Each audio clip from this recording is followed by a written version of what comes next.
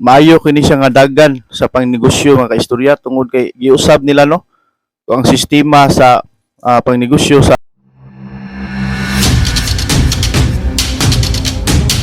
So may adlaw na sab kanato mga kaistorya ani ano sab ta karon no sa ato ang bag-o nga vlog nining atong ihatag diha kaninyo reaction nga vlog kabahin ni atong mga panghitabo no ning ato ang nasud tungod kay ako nasab diha iyagyag diha kaninyo mga kaistorya nining maayo na usab nga balita tungod kay nining reaction nga akong ihatag diha kaninyo mga kaistorya no tungod kay ang ato ang panggamhanan sa panggobyerno naga himo no og Republic Act nga gitawag kini og Republic Act 12066 nga diin ang mga investor mga kaistorya nga sa mga lalaying nasod pwede mo buo og mga pangnegosyo no mga pamuhunan dinhi sa ato ang nasod diin ang giingon diri sa balita mga kaistorya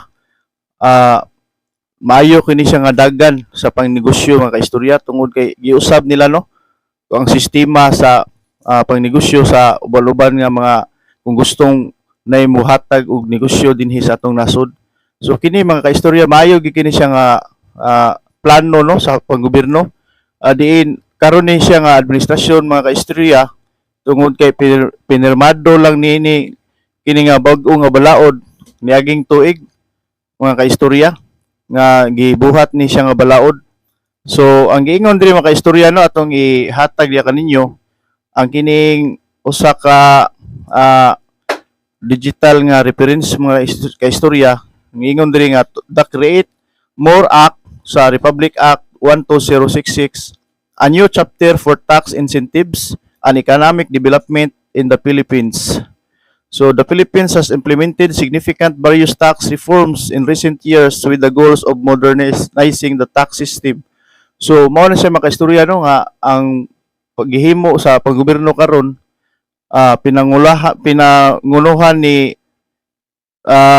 kini si kuan mga kaistorya Cristina Aldeguer Roque. So kini si Cristina Aldeguer Roque mga kaistorya mao ni siya ang Secretary sa Trade and Industry mga kaistorya o DTI.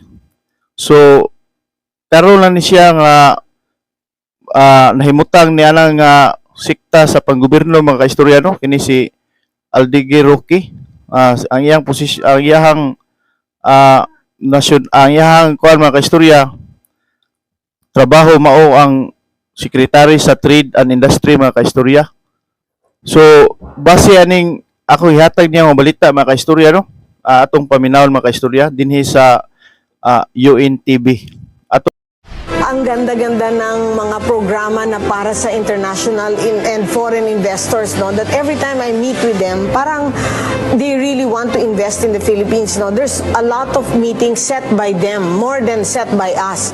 Gawing mas magandang lugar sa pamumuhunan ang Pilipinas. Ito ang layunin ng Department of Trade and Industry o DTI upang lalo pang makahikayat ng international investors na pumasok sa bansa. So mao na siya mga kaistorya no nindot kayo nga pamalaod nga gibuhat sa atong panggobyerno mga kaistorya lain na sab ni siya nga good news tungod kay base sa giingon ni Secretary Roque Maria Cristina nga ilaning siyang ilaning pinaagi ini nga balaod nga gihimo sa panggobyerno mga kaistorya dunay mga opportunity sa ubang mga nasod nga muyagyag mga puhunan dinhi tungod kay ang sistema sa pangnegosyo mga kaistorya giusab usa na niya na nining incentive nga pamaagi or naaman ni siya sa Google mga kaistorya pwede na ninyo ma-research inyo lang type diha mga kaistorya ang RA o Republic Act 12066 inyo na diha mabasa mga kaistorya.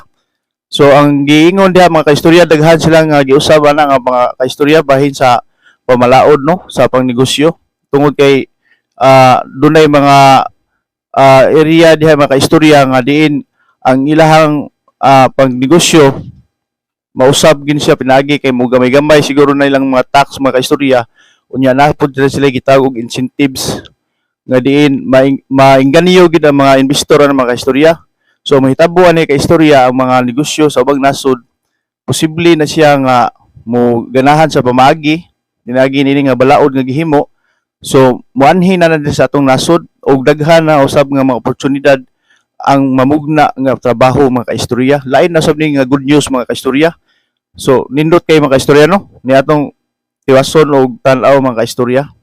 Ayon kay Trade and Industry Secretary Cristina Roque, mas lumalago ngayon ang interes ng mga foreign investors sa Pilipinas. Isa sa mga tinitingnang rason ng kagawaran ay ang pagsasabatas ng RA 12066 o Create More Act dahil So mao na mga kaistorya no ang paghimo gyud ang usa gyud rason nganong nainani ang sitwasyon sa pagnegosyo o sa mga negosyante nga mga dagko mga kaistorya tungod ining Republic Act 120661 nga gibuhat gid nila tuyo mga kaistorya nining bag-o nga administrasyon.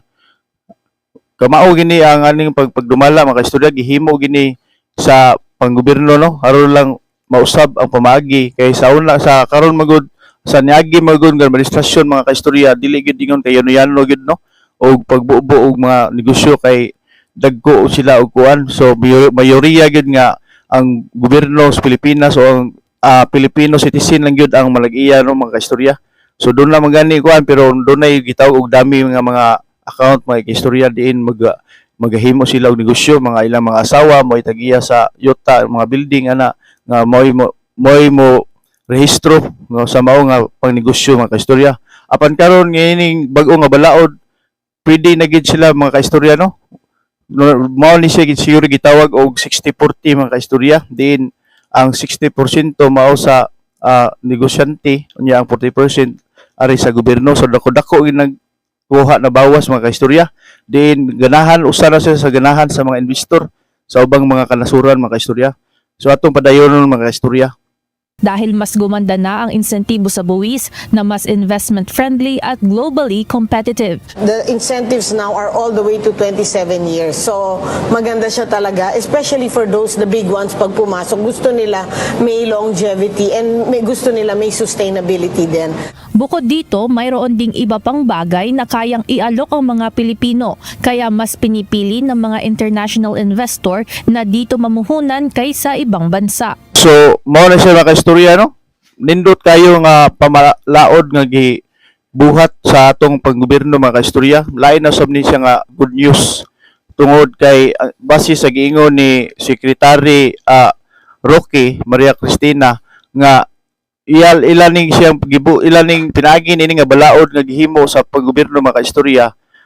Dunay mga opportunity sa ubang mga nasod nga muyagyag mga puhunan dinhi. Tungod kay ang sistema sa pangnegosyo mga kaistorya giusab usa na niya na nining incentive nga pamagi or naaman ni siya sa Google mga kaistorya. Pwede na ninyo ma-research, inyo lang type diha mga kaistorya ang RA o Republic Act 12066. Inyo na diha mabasa mga kaistorya. So ang giingon diha mga kaistorya daghan sila nga giusab na nga mga kaistorya bahin sa pamalaod no sa pangnegosyo tungod kay dunay mga area diha mga kaistorya nga diin ang ilahang pangnegosyo mausab gin siya pinagi kay mo gamay-gamay siguro na ilang mga tax mga kaistorya unya na pud sila gitawag og incentives nga diin maingganiyo gid ang mga investor ng mga kaistorya.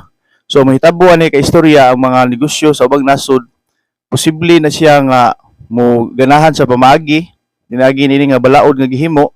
So muanhin na natin sa atong nasod og daghan na usab nga mga oportunidad ang mamugna nga trabaho mga kaistorya. Lain na sab ni nga good news mga kaistorya.